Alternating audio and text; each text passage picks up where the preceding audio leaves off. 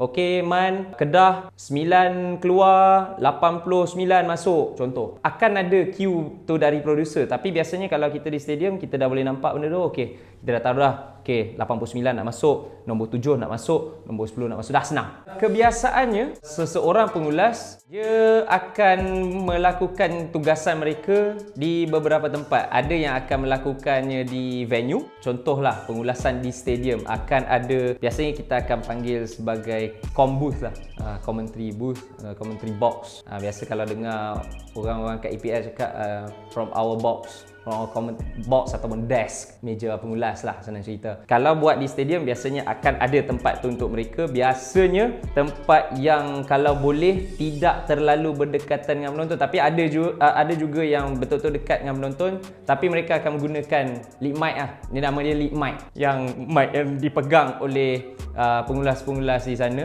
Kenapa? Sebab itu boleh eliminate ataupun mengurangkan bunyi-bunyi bising daripada penyokong. Dia dah filter siap-siap dan biasanya dia akan buat betul-betul dekat. Tapi kenapa dia bawah hidung? Sebab biasa pengulas nak bernafas kan, bernafas ikut hidung tu. So takkan dengar bunyi dia bernafas, tak kira lah dia bernafas macam tu pun, sebab kena ingat tempat-tempat macam tu tempat yang sangat sejuk dan sebagainya. So pernafasan mungkin akan lain kan.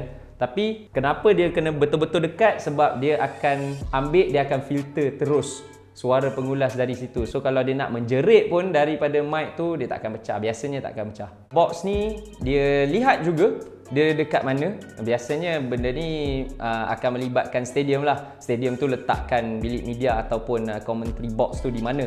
Ada yang betul-betul letak sama, orang kata betul-betul di atas coach. Ada yang meletakkannya opposite kan, dengan coach. Tapi biasanya akan atas coach lah, sebab lagi senang nak tengok kalau contoh ada pertukaran, ada apa-apa yang berlaku yang melibatkan coach dan sebagainya. Sebab perkara yang menarik kalau buat di stadium ialah kita biasanya akan nampak apa yang penonton tak nampak. Kalau kita buat di studio, biasanya kita akan tengok apa yang ada di skrin. Dan apa yang ada di skrin adalah perkara yang sama apa yang penonton lihat ya.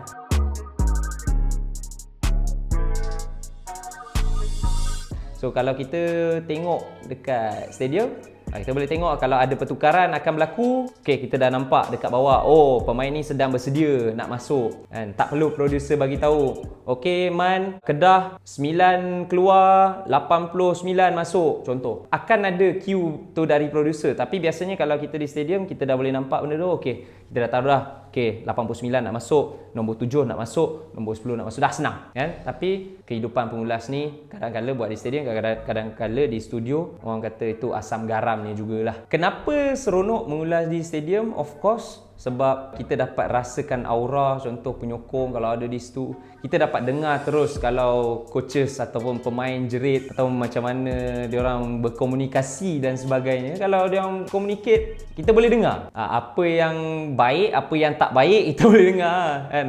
Dan biasanya yang paling seronok kalau ada di stadium, contoh kalau ada satu keraian yang berlaku, contoh ada gol, ada sejarah yang dibuat, biasa kita dapat rasa benda tu dan kita dapat untuk orang kata menjiwai, mendalami perkara tu lah. Kali terakhir saya betul-betul dapat merasa benda tu yang betul-betul orang kata menusuk masuklah hati, ketika Malaysia layak ke Piala Asia lah, mana last game kita lawan dengan Bangladesh. Saya buat game tu, saya dapat rasa yang penyokong time tu memang elektrik, suasana yang sangat elektrik, stadium penuh. Bila ada gol je, jerit dia lain macam, kita dapat rasa. Padahal kita dekat dalam commentary box. Tapi itulah sebab saya tak betul-betul, orang kata dia tak meresap sampai nak nangis. Of course ramai yang menangis lepas habis final whistle, tapi dia betul-betul meresap bila full time whistle tu, betul-betul meresap. Time tu macam hilang kata-kata, lagi-lagi pula sorakan penyokong, nyanyi apa semua tu, macam dari situ memang orang kata meremang lah. Itu specialnya kalau momen-momen macam ni ada, kita sendiri ada di stadium.